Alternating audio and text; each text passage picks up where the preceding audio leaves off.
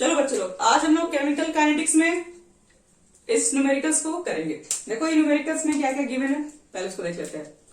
आपको एक्सप्रेस करना है the rate of following reaction in term of different reactant and product.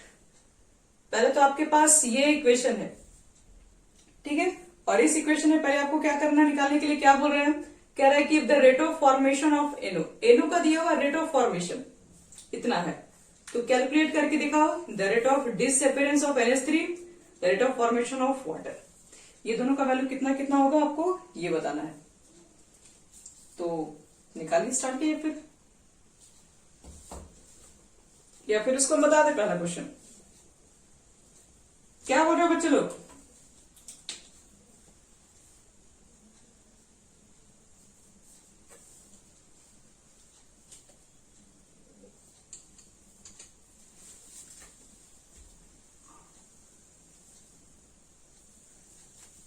चलो सबसे पहला कि कोई भी आपके पास इस तरह का न्यूमेरिकल्स होगा, रेट ऑफ डिसअपियरेंस निकालना है चाहे फॉर्मेशन इसको कुछ भी निकालना होगा, तो आपको पहला काम है कि सबसे पहले इसका रेट ऑफ रिएक्शन लिखो कितना होगा।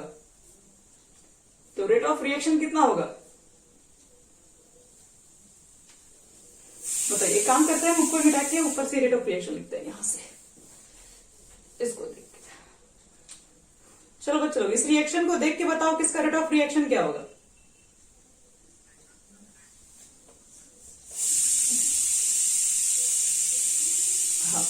-1/4 कॉन्सेंट्रेशन ऑफ NH3 बटे में dt हो जाएगा, फिर इज इक्वल टू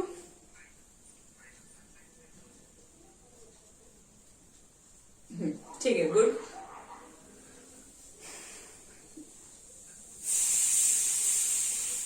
पॉजिटिव होगा, हमारा प्रोडक्ट है। और चलो, और इसके बाद बताओ कि और इसमें क्या गिवन है, ठीक है, इसका रेट ऑफ रिएक्शन लिख चुके हैं हमारे पास। ये जो वैल्यू इंफॉर्मेशन है किसके लिए दी हुई वैल्यू, हाँ यहाँ पे ध्यान से पढ़िए। If the rate of formation, आपको बताया था रेट ऑफ डिसअपियरेंस होता है रिएक्टेंट के लिए और रेट ऑफ फॉर्मेशन है प्रोडक्ट के लिए। तो ये जो वैल्यू है इसके लिए हम क्या लिखें, किसकी वैल्यू हमारे पास है, तो dNO बटे में dt की वैल्यू, क्योंकि रेट की वैल्यू दी हुई है। तो रेट का मतलब क्या होता है, रेट का मतलब यही होता है चेंजिंग कॉन्सेंट्रेशन बटे में टाइम टेकन, वही तो होता है रेट ऑफ रिएक्शन। तो इसकी वैल्यू कितना आपके पास है, तो 3.6 into 10⁻⁻2 mole litre inverse second inverse. ये इंफॉर्मेशन आपको दिया हुआ। अब ये सब इंफॉर्मेशन देने के बाद क्या निकालना है, तो rate of disappearance of NH3। तो किसकी वैल्यू निकालनी होगी आपको, तो आपको फाइंड करना है बच्चे लोग NH3 बटे में dt। आपको इसकी वैल्यू चाहिए और किसकी वैल्यू निकालनी है, फॉर्मेशन ऑफ H2O, DH2O बटे में dt की वैल्यू चाहिए। तो देखो, तो निकाल सकते हो इसको।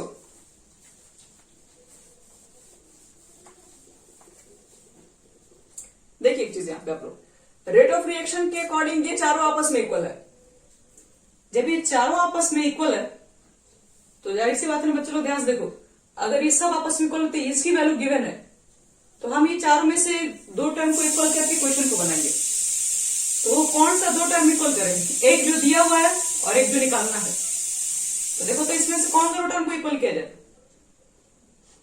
तो लिखोगे ना -d कॉन्सेंट्रेशन ऑफ NH3 बटे में dt, किसके इक्वल लिखोगे, तो इसके इक्वल लिखोगे 1/4 dNO कॉन्सेंट्रेशन बटे में dt।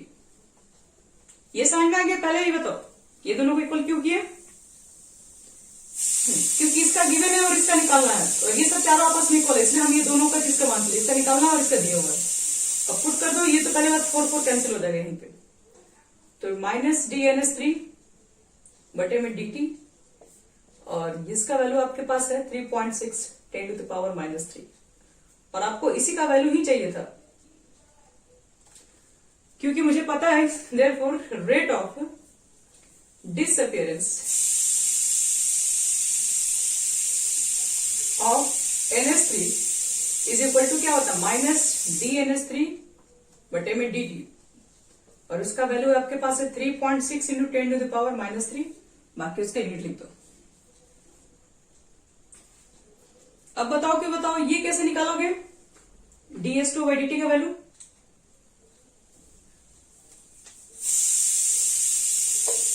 हाँ, अब ये दोनों आप सिंपल कर दीजिए। ठीक है, बस स्टार्ट करके देखो तो कितना इसका वैल्यू आएगा।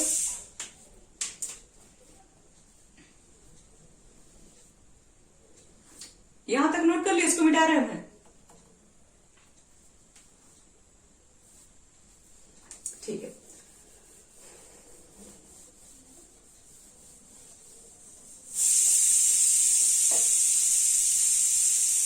सेकेंड कंडीशन अप्लाई करो। आपको निकालना है इस बार ये, तो इसको यहां रखिए। सिंस 1/6 dH2O बटे में dt इज इक्वल टू है 1/4 dNO बटे में dt के। जो कैंसिल कर सकते कर दो, ये 3 बार में जाएगा, ये 2 बार में जाएगा, अब इससे ज्यादा नहीं जाएगा। ये आपको फॉर्मेशन चाहिए तो बच्चे कुछ बैलेंसिंग नहीं चाहिए होता हमको। यहाँ पे ये 3 को हटाना पड़ेगा, तो ये 3/2 यहाँ चला जाएगा, और इसकी वैल्यू ऑलरेडी इवन हमारे पास है 3.6 इंटू 10⁻³ और इसको सॉल्व कर लोगे mole litre inverse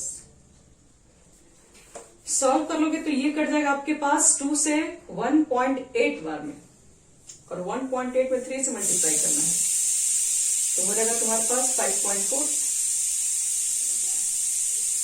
mole litre inverse second inverse. इतना ही हो जाएगा आपके पास। आगे सबको समझ में ये? चलो एक क्वेश्चन तुम लोग को हम और दे रहे हैं, उसको ट्राई करना।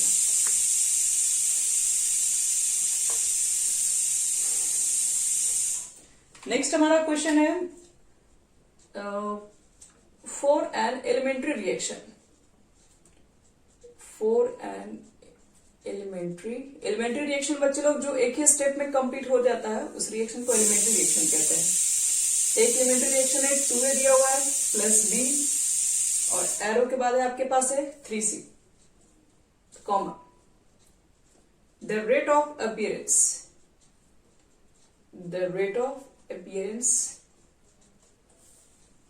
of C at time t is 1.3 into 10⁻⁻4 mole liter inverse second inverse.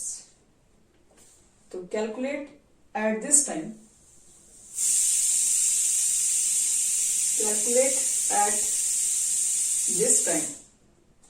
First में रेट ऑफ रिएक्शन और सेकेंड क्वेश्चन में आपको है rate of disappearance of A. Rate of disappearance of A. चलो और कुछ नहीं लिखिए, बस इतना ही आपके पास दिया हुआ है। अब आपको इससे निकालना है। पहला तो रेट ऑफ रिएक्शन निकालो, इसको देख के रेट ऑफ रिएक्शन देखो क्या क्या लिख सकते हो, और उसके बाद जो जो गिवन है तो उसको लिख दीजिए, उसके बाद बनाना स्टार्ट कीजिए। चलो तो सबसे पहले क्वेश्चन में आने का रूल आपके पास यही है, रेट ऑफ रिएक्शन लिखाओ कितना होगा। चलो बताओ रेट ऑफ रिएक्शन कितना लिखे यहां पर, यहां से।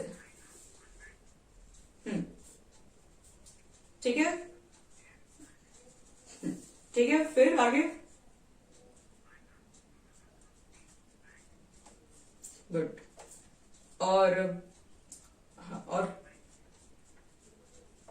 ठीक है, अब मुझे ये बताओ कि ये तीनों वैल्यू आपस में इक्वल है। ठीक है, आपको करना क्या है, यहां पर देखो गिवन क्या है, ये वैल्यू दिया हुआ है, ये वैल्यू किसका आपको ये पता करना है। देख के बताओ उसकी, किसका रेट ऑफ रिएक्शन। अच्छा डिसअपियरेंस बता रहे हैं, कितना हो रहा है 2.8 पॉइंट आ रहा है 8.6। यहां देखो बच्चे लोग, पहले आप चेक कीजिए कि ये वैल्यू किसका गिवन है। रेट ऑफ अपीयरेंस ऑफ सी दिया हुआ है, तो मतलब डीसी बटे में ये है dt 1.3 into 10⁻⁻4 mole litre inverse second inverse. चलो अब आपको निकालना रेट ऑफ रिएक्शन, और रेट ऑफ रिएक्शन कहता है कि आप इसका वैल्यू भी निकाल दो तभी निकल जाएगा रेट ऑफ रिएक्शन, आपको ये वैल्यू आता है तभी निकल जाएगा, या फिर आपको ये वैल्यू भी आता है तभी रेट ऑफ रिएक्शन निकल जाएगा। तो मेरे पास ना इसका वैल्यू है ना इसका वैल्यू है, लेकिन इसका वैल्यू तो है, ये वाला वैल्यू को हम यहां पुट कर देंगे, 1/3 से डिवाइड कर देंगे तो रेट ऑफ रिएक्शन निकल जाएगा। तो निकालो बच्चों लोग इसका, देखो रेट ऑफ रिएक्शन क्या हो जाएगा। रेट ऑफ रिएक्शन निकालोगे तो 1/3 और dc/dt की जगह पर पुट कर देना 1.3 into 10⁻⁻4 mole litre inverse second inverse. अब 1.3 को तुमको कटाना है 3 से, तो एक तो ये 3 से भी छोटा है, तो एक काम करते हैं इसका 10 हम नीचे लेके आते हैं। अब 13/3 को तो डिवाइड कर ही सकते हैं, 13/3 को डिवाइड करोगे तो 3 से 4 टाइम्स में जाएगा तो 4.33 आएगा, और ये 10 ऊपर एक और जाएगा तो 10⁻⁻5 हो जाएगा mole litre inverse second inverse. देखो तो सबको क्लियर हो गया रेट ऑफ रिएक्शन कैसे निकाले हम। इसका वैल्यू सिर्फ गिवन था हमारे पास चलो अब दूसरा बताओ, तो दूसरा मुझे निकालना rate of disappearance of A. Rate of reaction के लिए देखो रेट ऑफ रिएक्शन ये तीनों वैल्यू आपस में इक्वल होता है, ये तो आपको लिखना है ना पहले, ठीक है। और dc/dt का मान क्वेश्चन में गिवन था तो ये लिख दिया मैं। मुझे रेट ऑफ रिएक्शन पहला क्वेश्चन में कह रहा निकालने के लिए, तो रेट ऑफ रिएक्शन इसके इक्वल भी होता है, इसके भी इक्वल है और इसके भी इक्वल है, तो हम तो उसी के इक्वल निकालेंगे जिसमें हमको मान भी मिल जाए। तो देख रहे dc/dt का वैल्यू तुमको यहां से निकालने में फायदा है, तो रेट ऑफ जो रिएक्शन निकालोगे बच्चे लोग वो तो इसके इक्वल होगा, सबका इक्वल ही है, लेकिन इसका वैल्यू दिया हुआ नहीं तो उसका इक्वल करके क्या फायदा बनाने से। तो रेट ऑफ रिएक्शन हम लोग इसके इक्वल करके बनाना स्टार्ट करेंगे। तो ये पॉइंट हम यहां लिख दिए 1/3 ये लिखा गया है, dc/dt वाला ये वाला वैल्यू हम यहां पुट कर दिए थे। अब 3 से 1.30 में आ रहा था, इसलिए क्या कि पॉइंट को हटा दिए तो 13/3 हो जाएगा, डिवाइड करें तो 4.33 और ये 10 ऊपर जाएगा तो -5 हो जाएगा। आगे समझ में?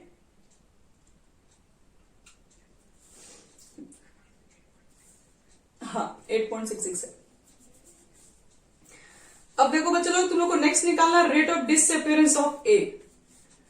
तो उसमें कौन सी बड़ी बात है, आपको ये वैल्यू निकालना है और ये गिवन है, तो सिंस वही चीज करना फिर से -1/2 dA/dt इज इक्वल टू हो जाएगा 1/3 dc/dt। समझ में आ रहा सोनू कैसे दोनों को इक्वल लिखे हैं, क्योंकि हमको इसका वैल्यू निकालना है और इसमें सिर्फ इसी का वैल्यू दिया हुआ है, तो ये दोनों आपस में इक्वल करके बना सकते हो। अनिल तुमको एक और तरीका बताते हैं, अगर आपको ये नहीं भी लिखना है तो एक और तरीका मेरे पास है। देखो रेट ऑफ रिएक्शन का वैल्यू निकल चुका है, रेट ऑफ रिएक्शन अगर हम यहां पुट कर दे तो ये भी तो दोनों आपस में इक्वल है, तो ये भी लिख सकते हो कि रेट ऑफ रिएक्शन किसके इक्वल है, -1/2 dA/dt। आप कैसे ही बना सकते हैं, आंसर वही आएगा, आप इसको भी रिलेट करके बना सकते हो, वही चीज आएगा। अब रेट ऑफ रिएक्शन का मान निकाल ही चुके हैं तो यही वाला वैल्यू यहां पुट कर रहे हैं, और ये नीचे 2 जाएगा तो ऊपर मल्टीप्लाई भी हो जाएगा इसमें 2 से। तो देखो तो क्या लगता है 2 से मल्टीप्लाई करने पर नहीं आ जाएगा 8.66,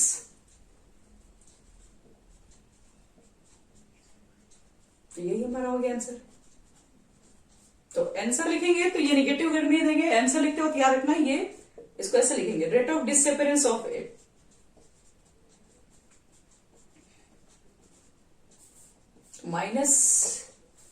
dA/dt होता है, इसी को रिप्रेजेंट करते हैं, और इसका वैल्यू होगा तो -8.66 10⁻⁻5 मोल लीटर। याद रखिएगा यूनिट लिखना मत छोड़िएगा, नहीं तो आपके कल टेस्ट में बहुत नुकसान हो सकता है। चलो अब आते हैं अगले क्वेश्चन के ऊपर।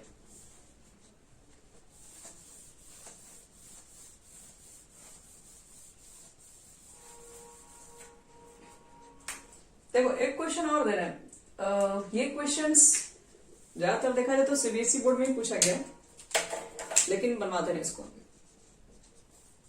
थोड़ा सा, अभी तक जो क्वेश्चन बना रहे हैं उससे थोड़ा डिफरेंट है ये क्वेश्चन। कह रहा for the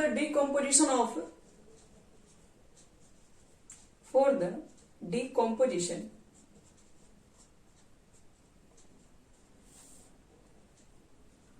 composition of dinitrogen pentaoxide. Dinitrogen pentaoxide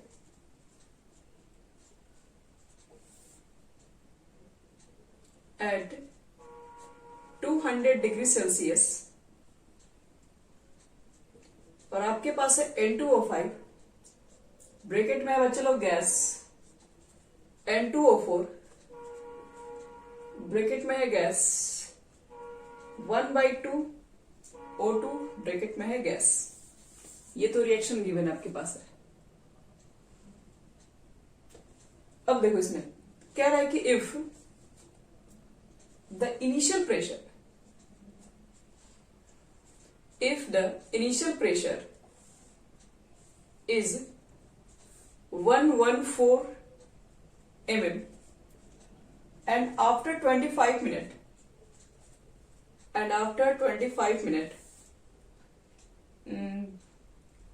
of the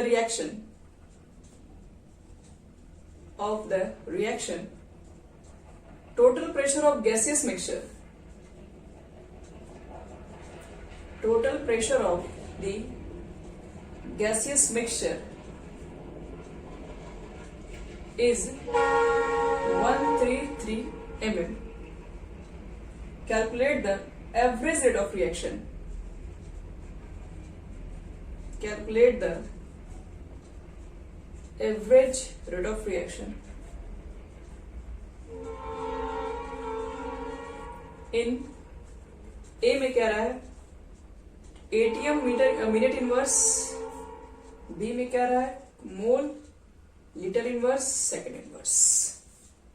बस ये है हमारा क्वेश्चन है।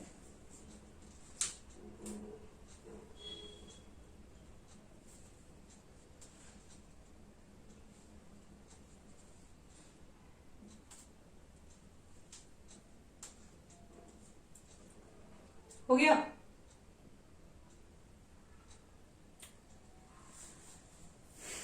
ओके, क्वेश्चन नोट कीजिए। थोड़ा क्वेश्चन में दम है इसलिए क्वेश्चन को आपको हम पूरा एक्सप्लेन कर रहे हैं, फिर आप बना लोगे सर।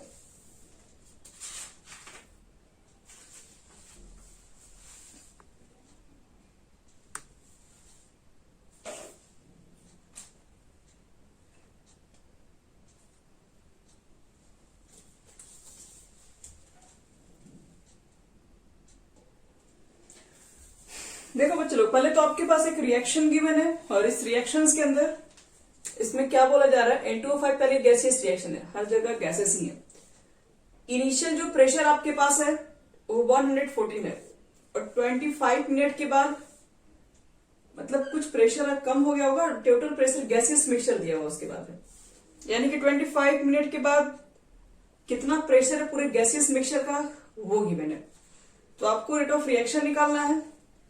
फर्स्ट में कह रहा है एटीएम और मिनट इनवर्स में, सेकंड में कह रहा है mole litre inverse second inverse में चाहिए।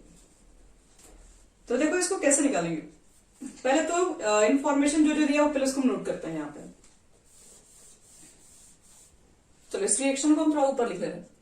N2O5 हमारे पास है, ये गैसेस है, और ये तुम्हारे पास N2O4 है, ये भी गैसेस ही है, और ये 1/2 O2 है, ये भी एक गैसेस ही है। अब देखो इसमें, अब इनिशियल देखो प्रेशर कितना है N2, क्योंकि गैसेस है तो क्या होगा, गैस किसी कंटेनर में होंगे तो क्या होगा, गैस तो प्रेशर अप्लाई करता है ऑल ऑफ द कंटेनर वगैरह पे। तो गैसेस का जो इनिशियल प्रेशर लग रहा है वो 144 mm है। अभी इनिशियल है बच्चे लोग, तो अभी इसका कोई फॉर्मेशन ही नहीं हुआ है, तो इसका तो कोई प्रेशर ही नहीं होगा। लेकिन 25 मिनट के बाद जाहिर सी बात है N2O5 डिकम्पोज हो जाता है, वो ब्रेक हो जाता है N2O4 और O2 के अंदर। तो जब ये गैसेस इसमें कन्वर्ट होगा तो सारा प्रेशर तो इसका रहेगा नहीं, कुछ प्रेशर इसका भी बनेगा, कुछ प्रेशर इसका भी होगा। तो 25 मिनट के बाद तो लिखोगे आफ्टर 25 मिनट। 25 मिनट के बाद इसका प्रेशर कितना होगा, तो ये तो जाहिर सी बात है कम हो गया होगा। क्यों? क्योंकि N2O5 इसमें ब्रेक हो गया। तो इसका पहले इनिशियल प्रेशर टोटल था तो 114 था, अब प्रेशर इसका डिक्रीज कर गया, कितना करके नहीं पता है। हम मान लेते हैं पी प्रेशर क्या हो गया, कम हो गया। अब पी प्रेशर किस में कन्वर्ट, जो जितना अब ये टूट के अगर इसमें बनना होगा तो अब कुछ इसका प्रेशर होगा, कुछ इसका प्रेशर होगा। तो ये जितना कम होगा उतना ही आपका प्रेशर बढ़ेगा, यानी ये प्रेशर कितना कम होगा, तो हम मान लेते हैं ये जो आपके पास पी जो प्रेशर है वो क्या हो गया, पी प्रेशर इसमें से कम होके N2O4 में और O2 में कन्वर्ट हो गया। तो यहां से देखो ये 1 N2O5 से 1 N2O4 बन रहा है, तो अगर इसमें से पी प्रेशर कम हो रहा है तो ये पी प्रेशर फॉर्म कर रहा होगा, एक से एक बन रहा है तो पी से ये भी पी ही बनेगा। अब एक चीज को देखो, ये N2O5 का 1 मोल था तो यहाँ पर 1/2 O2 बन रहा है, तो ये एक से हाफ बन रहा है, तो अगर यहाँ पी कम हो रहा होगा तो यहाँ पर हाफ कम होगा, यानी P/2 कम हो रहा होगा। ये चीजें आपको आना चाहिए लिखना। ये रिएक्शन की शक्ल को देख के बता सकते हैं, 1 से 1 बन रहा है तो पी कम होगा तो पी बनेगा, 1 से हाफ बन रहा है तो पी कम हो रहा है तो पी का हाफ बनेगा यहाँ पे। इसके बाद देखो, इसके बाद फिर कह रहा है कि टोटल प्रेशर गैसियस मिक्सचर जो है, मतलब अब ये कुछ कम हुआ ये कुछ बन गया, लेकिन टोटल प्रेशर गैसियस मिक्सचर का कितना हो गया 25 मिनट के बाद, वो क्वेश्चन में गिवन है, वो 133 है। तो यानी कि जो टोटल प्रेशर जो आपको दिख रहा है, इसका प्रेशर, इसका प्रेशर और इसका प्रेशर, तीनों प्रेशर मिलाकर जो टोटल प्रेशर बन रहा है वो 133 है। तो लिख दे रहे हैं total pressure. Total pressure is equal to क्या लिखोगे, एक तो प्रेशर N2O5 का होगा जो कि इतना है, एक प्रेशर इसका भी होगा और एक प्रेशर इसका भी होगा, जिसमें से ये कैंसिल हो गया। और टोटल प्रेशर कितना है, तो टोटल प्रेशर 133 दिया हुआ, तो यहां लिख रहे 133। तो एक काम करो, इसको इधर लेके घटा ही दो, तो यहां सिर्फ बचेगा P/2। चलो इसको कम करते चले जाओ, तो यहां पर आपके पास कितना हो जाएगा, सॉरी 114 है ना, तो 9 हो गया ये, और कितना हो जाएगा, 2 में से 1 गया 1, 19 होगा। 19 को ऐड करेंगे कितना आ जाएगा, इज इक्वल टू P/2। तो P कितना हो जाएगा, 38 ATM, 38 ATM नहीं, mm में भी है, क्योंकि mm में है ना, इसलिए। आगे समझ में, पहले यहां तक पहले बताओ, उसके बाद फिर आगे बढ़ेंगे। N2O5 था बच्चे लोग, रिएक्शन डिकम्पोज होकर इसमें कन्वर्ट हो गया। इनिशियल प्रेशर जब N2O5 ही आपके पास, तो सिर्फ इसी का प्रेशर होगा, और इनिशियल प्रेशर इतना है, ये दोनों भी फॉर्म नहीं हुआ है। क्या 25 मिनट के बाद क्या हुआ, 25 मिनट के बाद जो टोटल जो गैसियस प्रेशर है वो चेंज हो गया है। वो कितना हो गया, वो इतना है, क्वेश्चन में दिया हुआ। तो हमको क्या पता है कि 25 मिनट के बाद इसमें कितना कम हुआ, इधर कितना बना, तो हम मान लेते हैं कि इसमें 114 इनिशियल था, लेकिन इसमें ये कन्वर्ट होगा, तब कुछ प्रेशर इसमें भी जाएगा, कुछ प्रेशर इसमें भी जा रहा होगा। तो मान लेते हैं प्री प्रेशर क्या हुआ, पी प्रेशर इसका कम हुआ, तो इसका पी प्रेशर कम होगा तो उसका वही पी प्रेशर बढ़ेगा। तो अब चेक करना है कि पी से ये कितना बनेगा, तो ये चेक कर लो कि एक N2O5 से एक N2O4 बन रहा है, तो पी प्रेशर अगर कम हो रहा होगा तो पी से भी पी बन रहा होगा, अगर ये 10 कम हो रहा होगा तो ये भी 10 बन रहा होगा इसका अंदर। फिर यहाँ पर देख रहे हैं कि 1 से ये हाफ बन रहा है, तो ये भी पी से P/2 बना लोगे।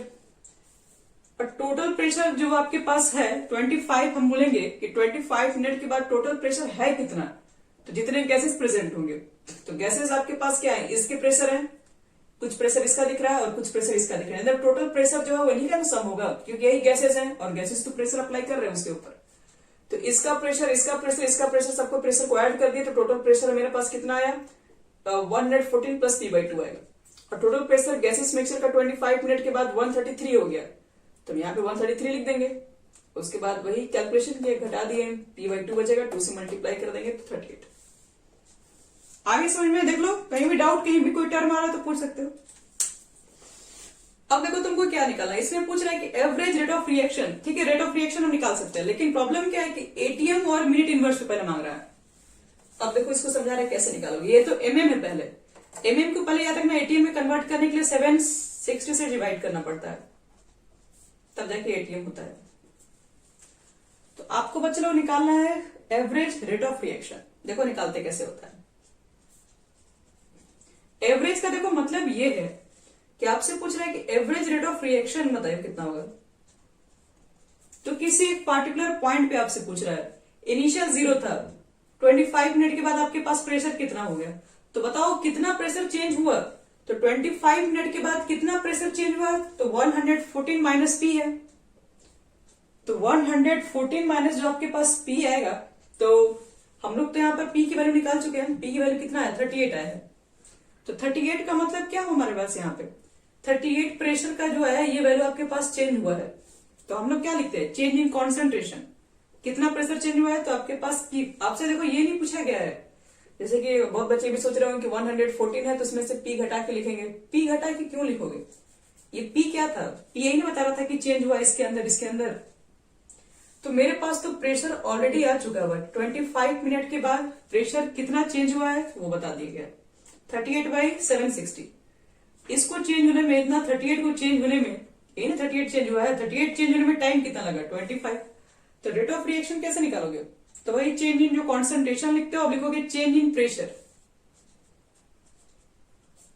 और बटे में टाइम टेकन।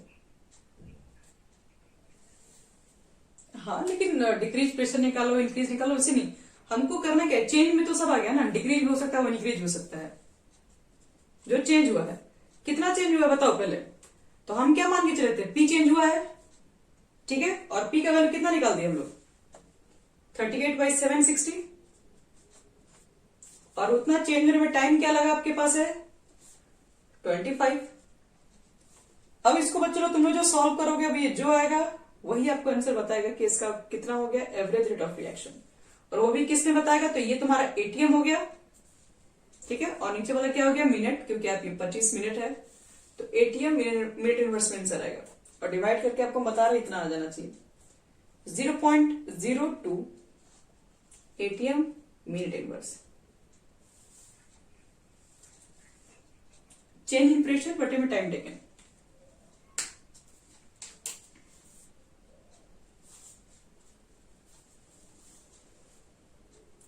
पी हम लोग मान के चले थे कि पी प्रेशर क्या हुआ है, पी प्रेशर इसके अंदर कन्वर्ट हो गया है, तो क्या चेंजिंग है, तो 14 मिनट के बाद कितना प्रेशर चेंज, 25 मिनट के बाद कितना प्रेशर चेंज हुआ, तो ये तो पी के वैल्यू पे डिपेंड करता है कितना चेंज हुआ। पहले 114 था, कितना चेंज हुआ, तो हम लोग यहां से निकाल दिए 38 mm का प्रेशर चेंज हुआ है, तो 38 mm का जो प्रेशर है उसको पहले एटीएम में कन्वर्ट कर दो और उसके बाद पुट कर दो, आ गया आंसर। अब देखो इसके बाद आपको क्या निकालना है, अगला जो क्वेश्चन था वो mole litre inverse second inverse में पूछ रहा है, ये तो एटीएम वाला हो चुका है।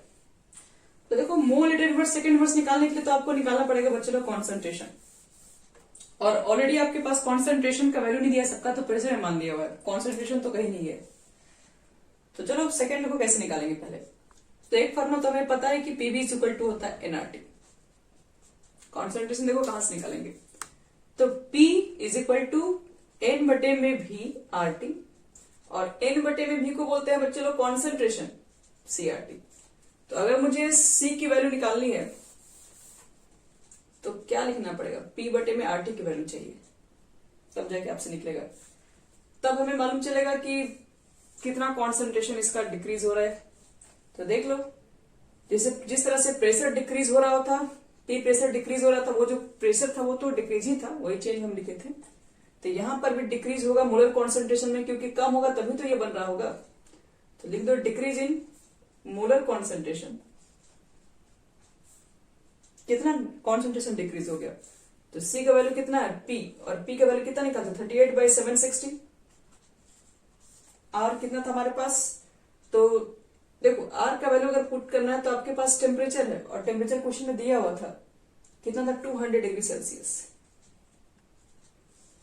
तो इसको केल्विन में कन्वर्ट करोगे तो ये तुम्हारा आ जाएगा 473, और आर का वैल्यू हमारे पास होता है 0.0821, और सब कुछ पुट करने के बाद कॉन्सेंट्रेशन तुम्हारा आ जाएगा 0.001285 mole litre inverse second inverse. कि कॉन्सेंट्रेशन में कितना डिक्रीज हुआ वो मालूम चल गया 25 मिनट के बाद। क्या निकालना है इसके लिए भी, rate of reaction, average rate of reaction. तो क्या लिखोगे, डिक्रीज इन कॉन्सेंट्रेशन, इतना कॉन्सेंट्रेशन का डिक्रीज लिखा हुआ है, और बटे में टाइम टेकन 0.001285, टाइम टेकन कितना था, तो 25 मिनट, लेकिन इस बार जो आपसे आंसर मांग रहा है वो सेकंड इनवर्स मांग रहा है, तो ये मिनट है, इसको सेकंड में कन्वर्ट करने के लिए 60 से मल्टीप्लाई भी करना पड़ेगा, और जो आएगा आप यहाँ पे आंसर कर सकते हैं, 8.58 आएगा, और 10 के पावर -7 भी आएगा, mole litre inverse second inverse. देख लो बच्चों लोग कौन सा स्टेट में प्रॉब्लम है। ये तुम्हारा आइडियल गैस इक्वेशन है, ध्यान रखना। और आइडियल गैस इक्वेशन से हम लोग क्या निकाल दिए, कॉन्सेंट्रेशन निकाल दिए।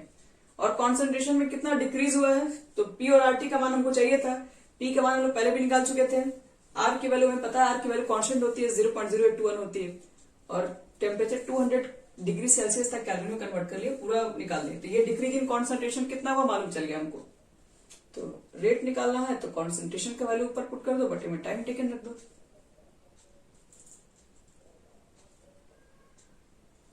तो ये क्वेश्चन आपके पास, इस टाइप के क्वेश्चन सीबीएसई में पूछे जाते हैं। बाकी स्टेट बोर्ड पे ऐसे क्वेश्चन नहीं किए जाएंगे। हो गया सबका यहां तक? चलो तो और एक क्वेश्चन और लास्ट देख लो, उसके बाद ये आपके पास, इससे देखो बाहर के कोई न्यूमेरिकल्स ही नहीं बनेंगे आपसे। इसके बाहर का मतलब है इसके बाहर का न्यूमेरिकल बनाया नहीं जा सकता है। आपके पास जितने तरह के न्यूमेरिकल्स आएंगे आपको हम सब आइडिया दे दिए। और अगर एक हार्ड क्वेश्चन आ सकता था तो इस तरह से क्या सकता है, या प्रेशर के टर्म में क्वेश्चन पूछ सकता है, या फिर तो जनरली क्वेश्चन कॉन्सेंट्रेशन के टर्म में ही पूछा जाता है। लेकिन एक टाइप का देखो और क्वेश्चन दिखा रहे हैं, मतलब वो भी सिंपल है लेकिन एक दूसरे के टर्म में पूछा जाता है। जैसे रुको दिखा रहे हैं कोई क्वेश्चन। क्वेश्चन हमारे पास है, नाइट्रोजन डाइऑक्साइड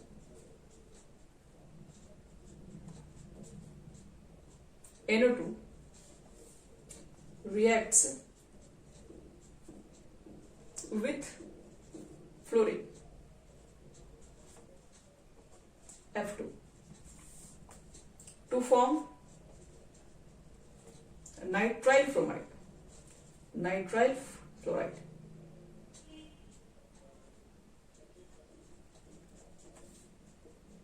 NO2F और रिएक्शन क्या है, 2NO2 प्लस F2, ये सब गैसेस रिएक्शन है, 2NO2F। अब देखो क्या निकालना है, क्या right the rate of reaction, right the rate of reaction in term of first में क्या रहा है, rate of formation of NO2F, second rate of disappearance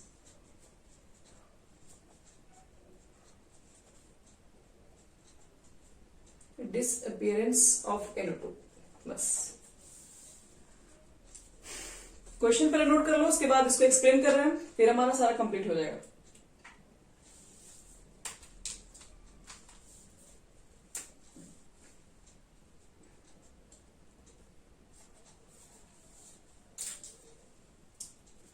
कितना बचा हुआ परसेंटेज, 2, 1 मिनट।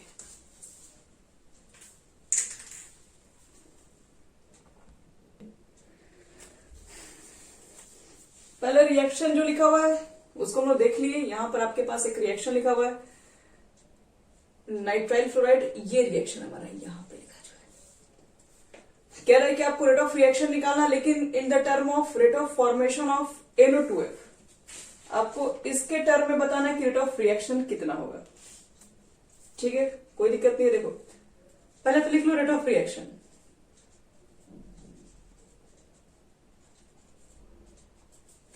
किसके इक्वल लिखोगे, रेट ऑफ रिएक्शन का फॉर्मूला हमको मालूम ही क्या होगा, 1/2 लिख दोगे, DNO2 बटे में DT का कॉन्सेंट्रेशन है, फिर माइनस DF2 बटे में DT लिख दोगे, और फिर 1/2 DNO2F अब बटे में DT।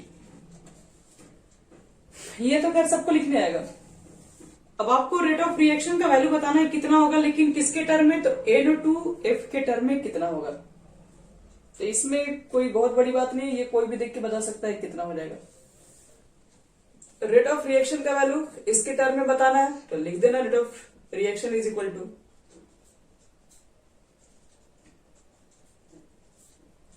कितना हो जाएगा, -1/2 DNO2 बटे में DT।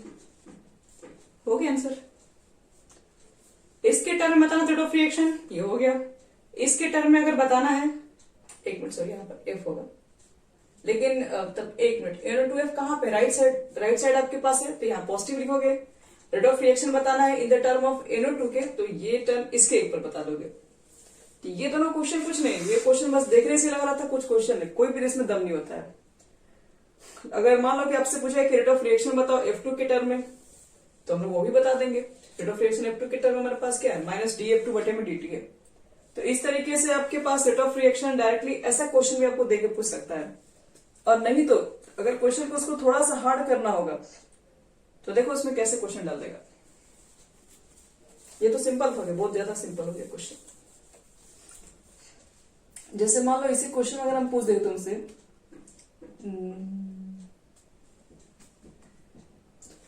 Right the relationship between, किसके किसके बीच में, तो NO2 एंड NO2F।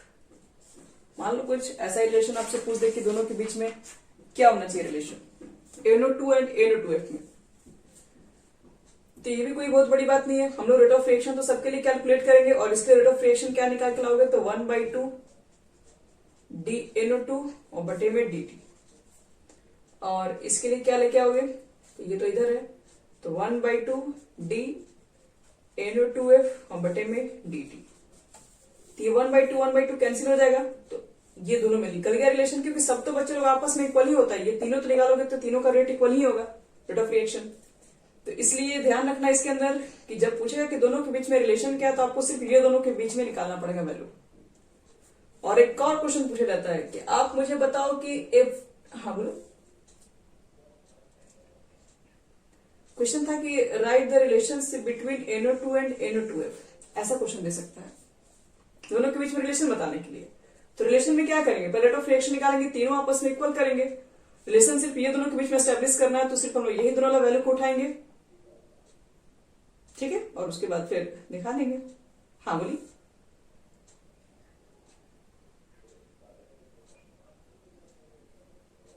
फॉर्मेशन मतलब प्रोडक्ट साइड पूछ रहा है, NO2F प्रोडक्ट साइड है कि नहीं यहाँ पे, तो फॉर्मेशन मतलब हो गया आपका प्रोडक्ट, और डिसअपीयरेंस का मतलब बताए थे रिएक्टेंट। अब हाँ बोलो।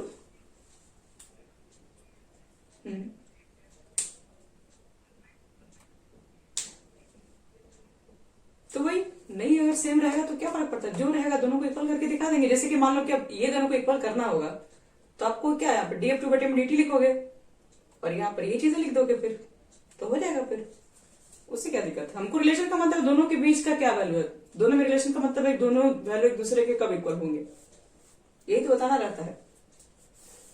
एक और तुमको दिखा रहे, तुमसे कह रहे हैं कभी कभी क्वेश्चन के अंदर कि मुझे F2 का मान, F2 का रेट NO2F के टर्म में बताइए, मतलब इसका रेट इसके टर्म में मांग सकता है।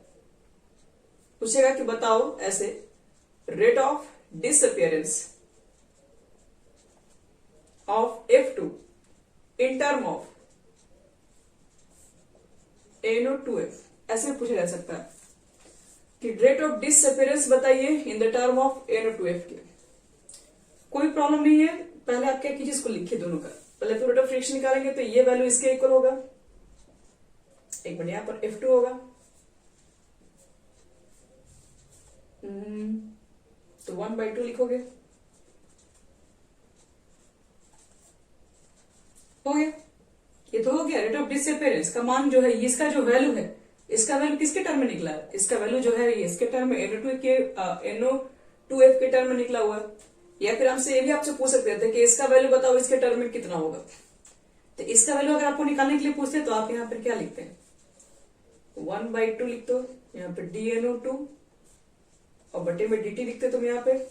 और इसका वैल्यू निकालना है बच्चों, तो 1/2 को आपको हटाना पड़ेगा यहाँ से, क्योंकि आपसे rate of disappearance of NO2 पूछेगा, तो डिसअपियरेंस का मतलब होता है यहाँ पर कोई बैलेंसिंग नहीं चाहिए, यहाँ पर हमको सिर्फ इसका वैल्यू चाहिए होता है।